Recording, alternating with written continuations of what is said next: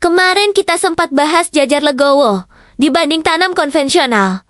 Bukan soal mana yang paling benar, tapi soal bagaimana tanaman merespons ruang. Hari ini, kita masuk sedikit lebih dalam. Karena sebenarnya, di balik istilah jajar legowo, tersimpan beberapa pilihan pola tanam yang bisa kita sesuaikan dengan kondisi nyata di sawah kita masing-masing. Mari kita bahas satu persatu dengan bahasa yang mudah kita pahami. Pertama, ada jajar legowo 2:1. Ini artinya, setiap 2 baris tanaman yang rapat, kita selingi dengan 1 baris kosong. Kapan paling cocok dipakai? Terutama di sawah yang cenderung becek atau lembab, atau di daerah yang sering ada serangan penyakit seperti blah atau hawar daun. Barisan kosong itu berfungsi sebagai lorong udara dan cahaya. Sinar matahari bisa masuk langsung ke bagian bawah tanaman, angin bisa berhembus lebih lancar, sehingga lingkungan di sekitar tanaman menjadi lebih kering. Kondisi kering ini kurang disukai jamur dan bakteri penyebab penyakit. Keuntungan lainnya, kita punya jalan untuk bekerja memudahkan kita saat mau memupuk, menyemprot,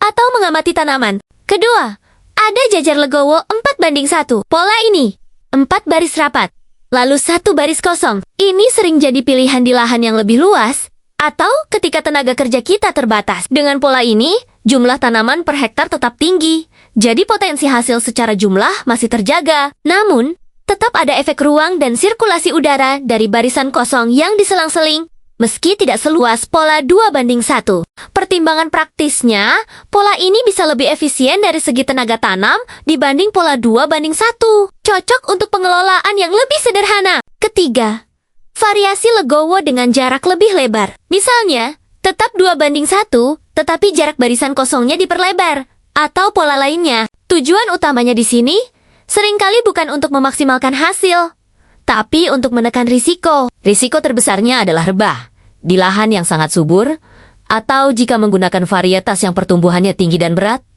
tanaman rentan rebah. Dengan ruang yang lebih lebar, tanaman punya ruang lebih untuk menguatkan batang, dan kompetisi mencari cahaya tidak terlalu ketat sehingga tanaman tidak tumbuh terlalu tinggi dan ringkih. Prinsipnya, hasil yang sedikit lebih rendah, tapi aman, lebih baik daripada hasil yang berpotensi tinggi, tapi berisiko hilang karena rebah atau serangan penyakit yang sulit dikendalikan. Nah, di sini ada poin penting yang seringkali salah dipahami. Banyak yang mengira bahwa jajar legowo adalah cara ajaib untuk menaikkan hasil panen. Padahal, dalam praktek di lapangan, fungsinya yang paling nyata justru sering sebagai bentuk perlindungan. Fungsi utamanya adalah mencegah penurunan hasil yield loss yang disebabkan oleh lingkungan yang terlalu lembab dan wabah penyakit. Persaingan terlalu ketat antar tanaman dalam mendapatkan cahaya dan nutrisi. Kerusakan fisik akibat rebah. Tanaman yang diberi ruang cukup akan tumbuh lebih stabil dan tahan tekanan. Mungkin pertumbuhannya tidak yang paling spektakuler,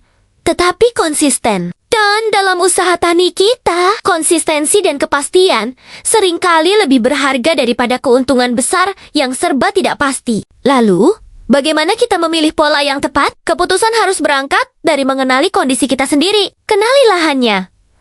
Apakah sawah kita sering becek? Atau cenderung kering? Apakah ada riwayat serangan penyakit tertentu? Evaluasi sumber daya. Apakah tenaga kerja kita mencukupi untuk mengelola pola tanam yang lebih intensif? Seperti 2:1. Pahami varietasnya.